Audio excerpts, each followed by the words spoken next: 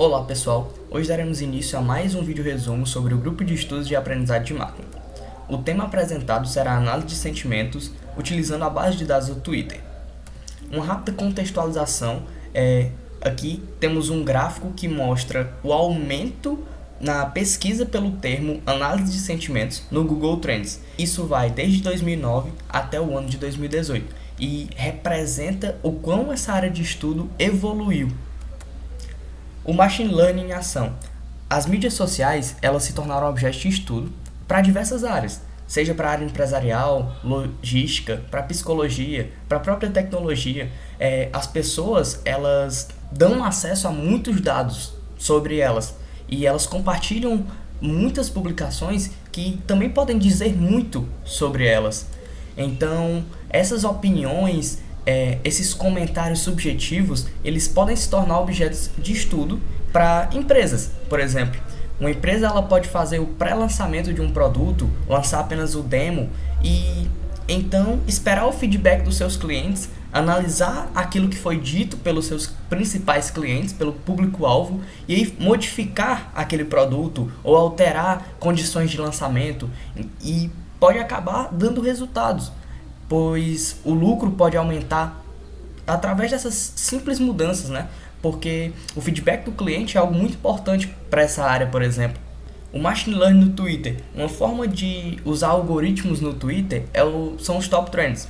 Os Top Trends são os assuntos mais falados no momento e eles têm algumas regras. Por exemplo, cada pessoa vai possuir um Top Trends diferente, porque há um algoritmo que implementa por baixo esse Top Trends e aí ele é baseado nas pessoas que o usuário segue, nos interesses, na localização, vai identificar os tópicos populares da atualidade. E também há uma observação em relação ao nome em que o assunto é dado. A hashtag ânimo para segunda e segunda ânimo podem ser representados pela mesma hashtag ânimo para segunda. Então há todo um algoritmo que faz essa análise e classifica os top trends para cada usuário.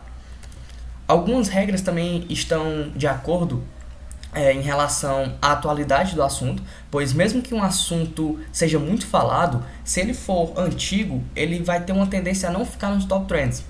Além disso, comentários, assuntos preconceituosos, sejam que incitem o ódio através de raças, nacionalidades, orientação sexual, eles tendem a ser retirados dos top trends.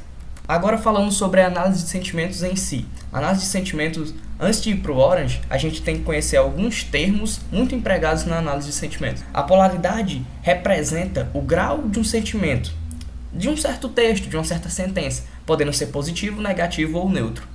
A força do sentimento vai representar a polaridade em uma escala que vai de -1 até 1.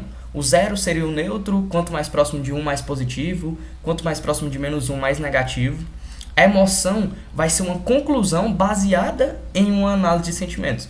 Por exemplo, raiva, amor. E a subjetividade e a objetividade são tópicos também reparados antes de se fazer uma análise.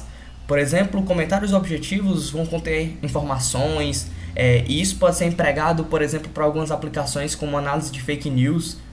Tende-se a analisar mais comentários objetivos do que subjetivos. Subjetivos já vai expressar mais opiniões ou sentimentos, e aí entra a análise de sentimentos em si. Agora vamos partir para o Orange. Primeiro é importante ressaltar que deve-se baixar o adicional de text, onde vai conter todos esses widgets de text. E também para se fazer uma análise utilizando a base de dados do Twitter, deve-se solicitar ao Twitter a chave da sua API. Você deve justificar o fim em que essa chave será utilizada, seja para estudo, seja para pesquisa, e aí eles te fornecerão. Utilizando aqui a ferramenta Twitter, você pode pesquisar por um certo tema, filtrar conteúdo ou autor, o conteúdo é mais importante. A linguagem ela possui uma limitação em torno de que a biblioteca utilizada por baixo pela ferramenta Orange só suporta duas linguagens, que é o inglês e o esloveno. Então é interessante filtrar tweets em inglês. Aqui uma quantidade de tweets. Aqui, se você quiser filtrar apenas retweets ou se você quer coletar resultados e o que os textos vão incluir, se é o conteúdo ou a descrição do autor. Que eu vou buscar, por exemplo, pelo termo Machine Learning. E vou buscar os 250 tweets mais recentes sobre esse tema. Após filtrar esses tweets, podemos verificá-los em uma tabela ou verificar de forma mais interessante o corpo do texto.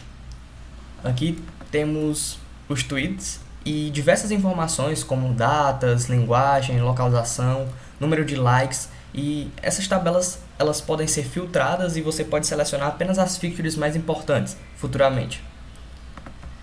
Uma função também de visualização é a utilização da nuvem de palavras, que mostra aqui as palavras mais utilizadas, que foram empregadas com maior frequência nesses 250 tweets. Só que, como pode se perceber, tem uma poluição nessa análise, porque há HTTP, há sinais de pontuação, há artigos, preposições, coisas que atrapalham a análise de sentimentos, né? Então, um dos primeiros passos antes de partir para a análise em si é fazer o pré-processamento correto do texto, para que então haja uma maior eficiência na análise. Uma forma de se fazer isso é utilizando o pré-processamento de texto.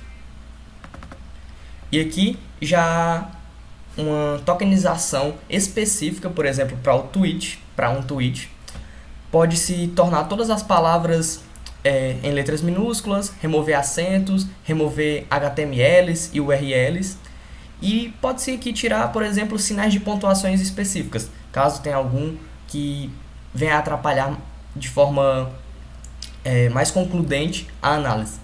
Depois de pré-processar o texto, pode-se visualizar novamente uma nuvem de palavras. E agora, percebe-se que a análise fica bem mais límpida visualmente. Ainda há alguns números que podem ser retirados também, mas os principais termos sobre quando se busca Machine Learning: Learning, Data Robot, Machine, Data, Platform, a hashtag Machine Learning, o que condiz, né, com o assunto. Feito isso, pode-se utilizar a ferramenta de análise de sentimentos. No Orange, essa ferramenta é baseada em uma biblioteca do Python, que é a biblioteca Vader, e essa biblioteca ela foi integrada pelos maiores léxicos, os léxicos mais famosos, léxicos europeus. A única limitação dela no Orange é realmente essas duas linguagens apenas que ela suporta, que são inglês e esloveno, mas além de integrada aos léxicos, ela depois foi integrada a microblogs, a sites, para que se busque gírias e emotions para facilitar a visualização mais informal, né? Porque há bastante essa análise de dados informais. Feito isso, pode-se visualizar a estrutura, por exemplo, de algum tweet. E aqui a famosa polaridade, né? A classificação.